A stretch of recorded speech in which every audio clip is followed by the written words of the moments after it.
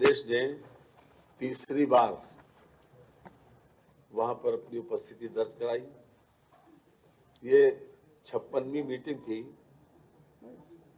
World economic forum की और एक बहुत बड़ा मंच है दुनिया का, जिसमें तमाम राष्ट्राध्यक्ष, तमाम मुख्यमंत्री, देश विदेश के लोग आते हैं और वो केवल आर्थिक विषयों के ऊपर ही चर्चा होती है। इसमें इस बार 130 से अधिक देशों से लगभग 3000 नेताओं ने सहभागिता की, जिसमें से 60 देशों के राष्ट्राध्यक्ष भी थे और उसमें वहां पर जेलेंस्की भी थे और ट्रंप भी थे। चर्चित लोगों में से नाम इसलिए बता दिया जी।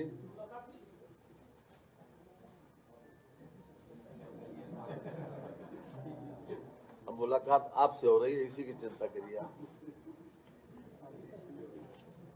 भारत सरकार से भी हमारे 3 मंत्री पहुंचे थे वहां।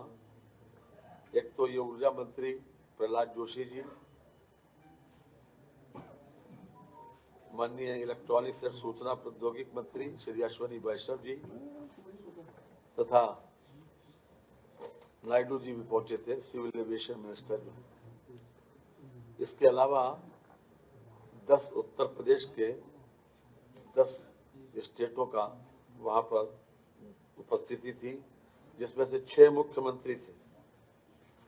उत्तर प्रदेश से जो 10 लोग गए थे, महाराष्ट्र, आंध्र प्रदेश, झारखंड, असम, मध्य प्रदेश के तो माननीय मुख्यमंत्री थे और इसके अलावा जो स्टेट्स गए थे वहां के फाइनेंस मिनिस्टर या दूसरे लोग जो फाइनेंस देखते थे वो गए थे। कहने का तात्पर्य यह है कि एक बहुत बड़ा मंच है कि जिसमें आर्थिक विषयों के ऊपर चर्चा होती है और खास तौर से सभी लोग एक हेल्दी कंपटीशन भी रहता है कि इन्वेस्टर्स के साथ, और इन्वेस्टर्स को ये छूट भी रहती है कि जहां जितनी बेहतर तरीके से उन्हें व्यवस्था मिले वहीं पर वो जाते हैं। इस बात पर कहते हुए हम लोगों को खुशी है कि उत्तर प्रदेश का परसेप्शन बहुत अच्छा है वहाँ। यानी इतने बड़े मंच पर उत्तर प्रदेश के पवेलियन में बड़े पैमाने पर भीड़ होना और बड़े पैमाने पर लोगों का उत्सुक होना उत्तर प्रदेश में इन्वेस्टमेंट करने के लिए, ये हमारे लिए बहुत संतोष की बात है और बहुत बड़ी उपलब्धि है उत्तर प्रदेश के लिए, क्योंकि हमारी कनेक्टिविटी सबसे बेहतर है, चाहे एयर कनेक्टिविटी हो, चाहे रोड कनेक्टिविटी हो या फिर हमारी रेल कनेक्टिविटी हो। और इस समय इंफ्रास्ट्रक्चर भी सबसे अच्छा है और इस बात का मैसेज पूरी दुनिया में है, खासतौर से जो इन्वेस्टर्स में है, जिन लोगों ने MOU किया और जो लोग यहाँ के बारे में जानते हैं। कुल 119 मीटिंग्स हुई हम लोगों की, जिसमें से 56 कंपनियां ग्लोबल है, जिनकी उपस्थिति पूरी दुनिया में है, जो कहीं न कहीं दुनिया के दूसरे देशों में भी जो बहुत अच्छे तरीके से 3 लाख करोड़ रुपए के MOU हुए और उसमें सबसे बड़ा MOU जो हुआ है वो AM ग्रीन का है, एक नीदरलैंड की कंपनी है, जिसने AI based 1 gigawatt data centre का एक MOU किया है। ये लगभग 2 करोड़ 7 लाख का है। अगर हम USD डॉलर्स में देखे जाएं तो लगभग 25 बिलियन US डॉलर्स का है। AM ग्रीन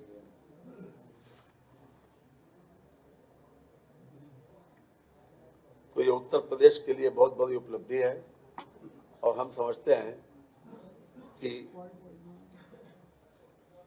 जो यूपी की इमेज है उसकी वजह से जितने पवेलियंस थे, सब पवेलियंस में इक्का दुक्का लोग दिखाई पड़ते थे, लेकिन उत्तर प्रदेश की पवेलियन में चारों दिन बड़े पैमाने पर भीड़ रही और सारे लोग जिन्होंने MOU नहीं भी किया वो भी इंक्लाइंड थे उत्तर प्रदेश में आने को।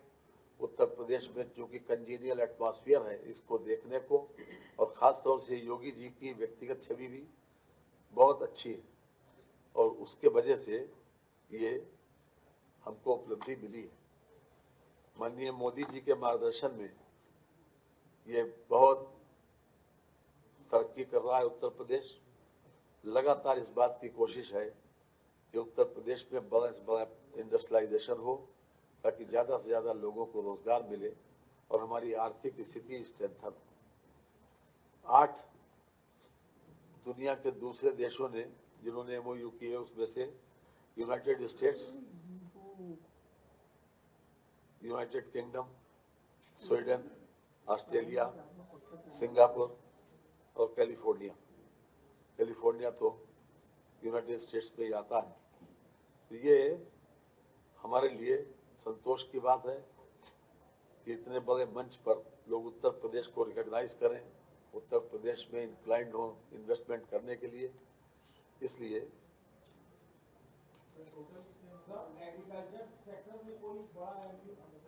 हाँ, हुआ है,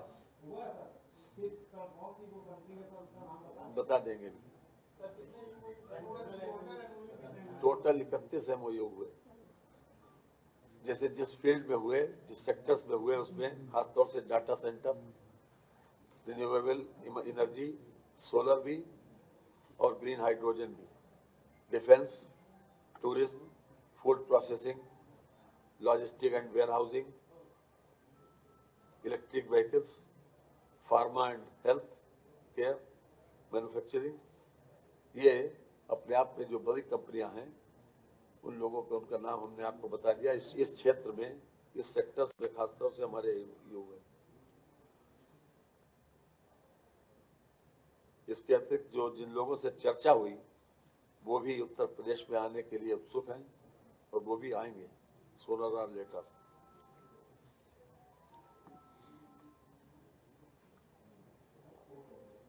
एग्रीकल्चर वेस्ट टू एनर्जी, ये REC बेस्ड है। खासतौर से ये 8,000 करोड़ रुपए का, 3 लाख करोड़ रुपए का करीब। फूड प्रोसेसिंग बताइए। देखिए, इसमें फूड को लेके जो प्रदेश की एडवांटेजेस हैं, एक पूरा वाटर रिसोर्स ग्रुप है वर्ल्ड बैंक के अंडर में। उसको लेके जितने मेजर प्लेयर्स हैं वो सब वहाँ थे। उसमें जो स्टेट के प्रैक्टिसेस थी जिनसे हमारी यील्ड बढ़ी है, हमारा फर्टिलाइजर और वाटर यूज़ कम हुआ, उसको लेके भी चर्चा हुई।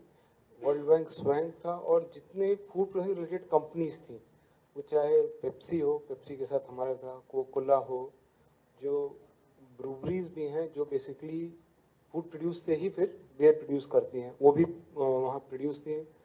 कार्लसबर्ग भी थी। इसके अतिरिक्त जो कैन बनाने वाली कंपनियां होती है, जिनमें ये प्रोडक्ट्स जो है, जब आप जूस देखते हैं, वो देखते हैं, वो भी मौजूद थे।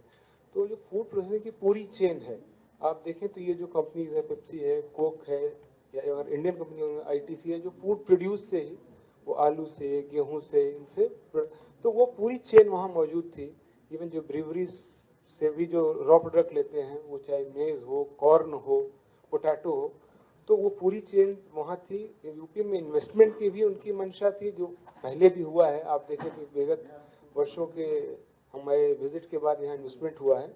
और साथ ही जो यूपी की प्रैक्टिसेस थी शुगर केन में हो, जो उसको भी वहाँ काफ़ी सराहा गया वाटर रिसोर्स ग्रुप में वर्ल्ड बैंक के।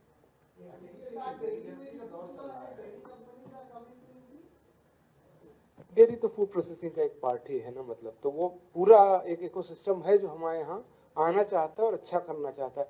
ब्राजीलियंस के साथ हमारा गवर्नमेंट लेवल पे भी पहले एक MOU था, जिसपे उसपे वहाँ और चर्चा हुई।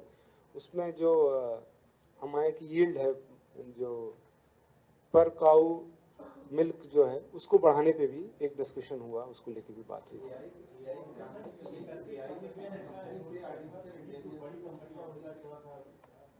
हम लोग आपको ना एक 1 पेजर शेयर कर देंगे। एक पेज का भी आपको सर ने जो सबसे बड़ा था वो तो शेयर कर ही दिया है। सभी लोगों को लिखित रूप से भी मिल जाएगा, आपको उस पर भेज दिया जाएगा, आपको इलेक्ट्रॉनिक सिस्टम है जी। हाँ, सेक्टर वाइज ग्रुप कर